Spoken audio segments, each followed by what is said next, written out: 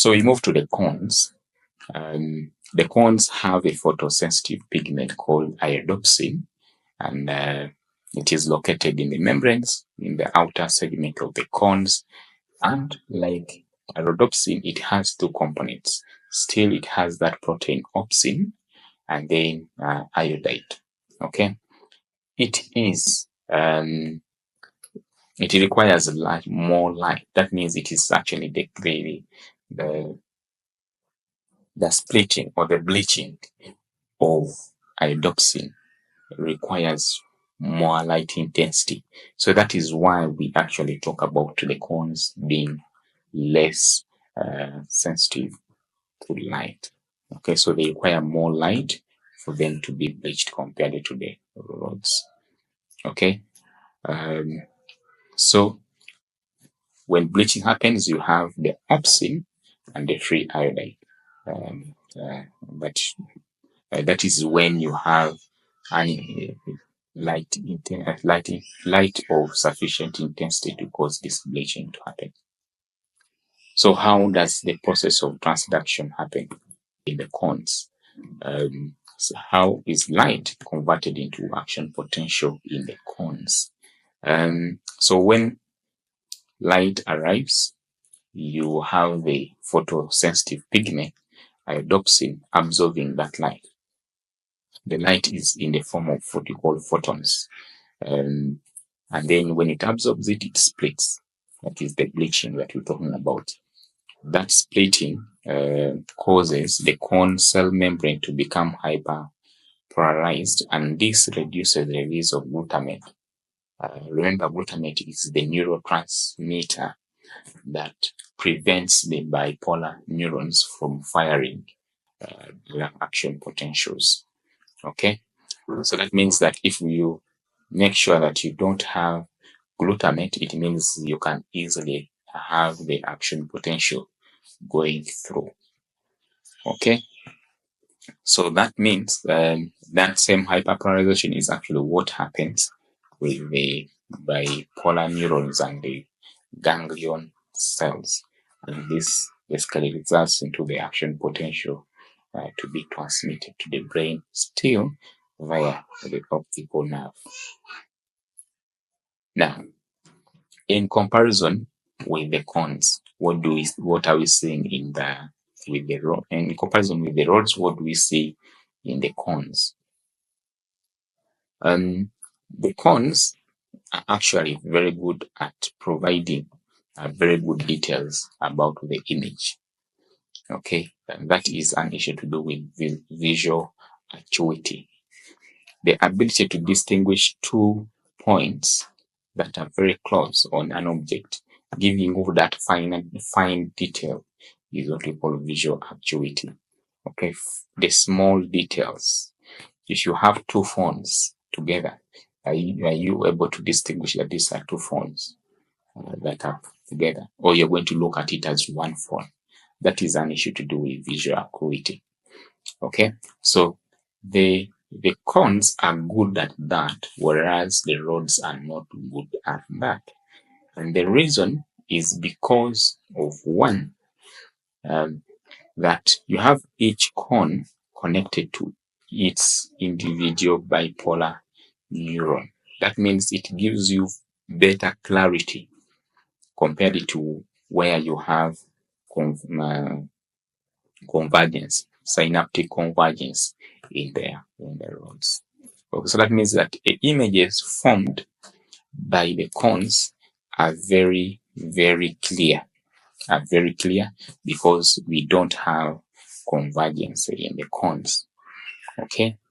And then the other thing that helps in the cones is the fact that you actually have many of them in the fovea, and that means that the clarity, the precision that you have because of having several cones around the fovea is actually an advantage in terms of producing highly clear images, high precision and visual acuity in that case.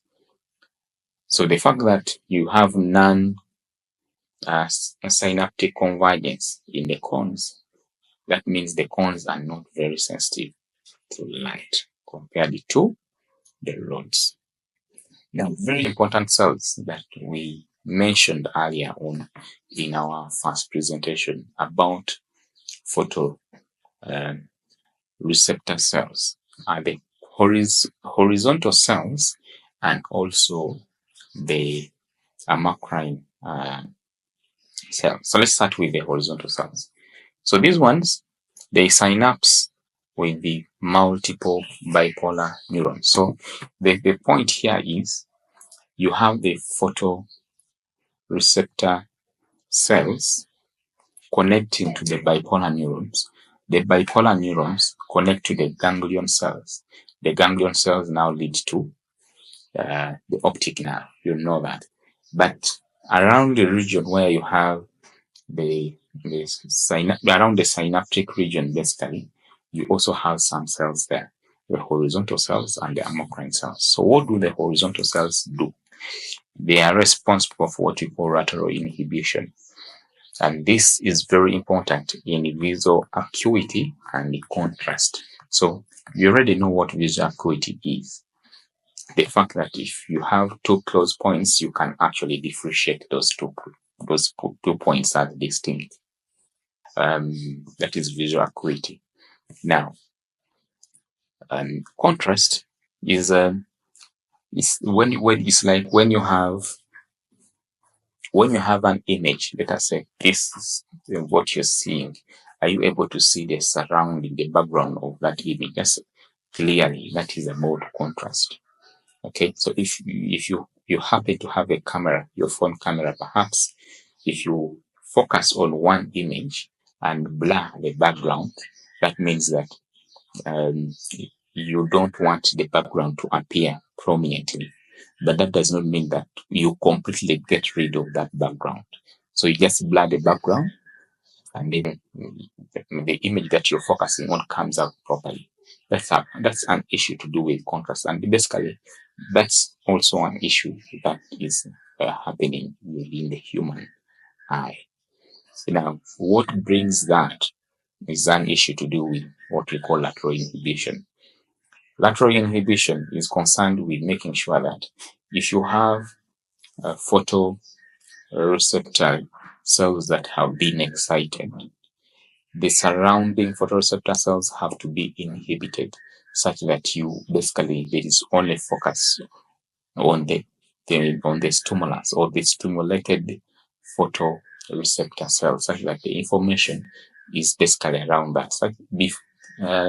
It's basically like saying that you don't want to have a situation where everyone is excited. Every photoreceptor cell is actually excited. If every receptor cell is actually excited, then the information that is passed will not come out very clearly. That distinction, that clarity, that contrast will not come out clearly. So lateral inhibition allows the excited cells or the stimulated photoreceptor cells to pass that information, whereas the surrounding or the neighbor photoreceptor cells are inhibited, such that eventually you have very good images. Okay, so if you have two rods that are equally stimulated, the horizontal cells will inhibit one another. That helps. That inhibition is what helps to make the edges of the object more distinct and enhancing contrast in terms of the dark and the light areas.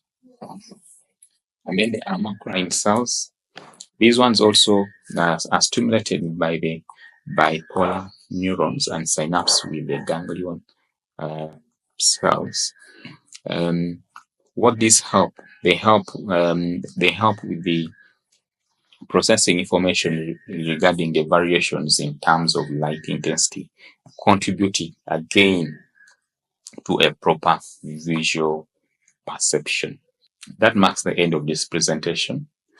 What is very important is for you to notice that in photoreceptor cells, we have photosensitive pigments that absorb the light in the form of photons, and that absorption causes them to bleach, basically split into the components that make them.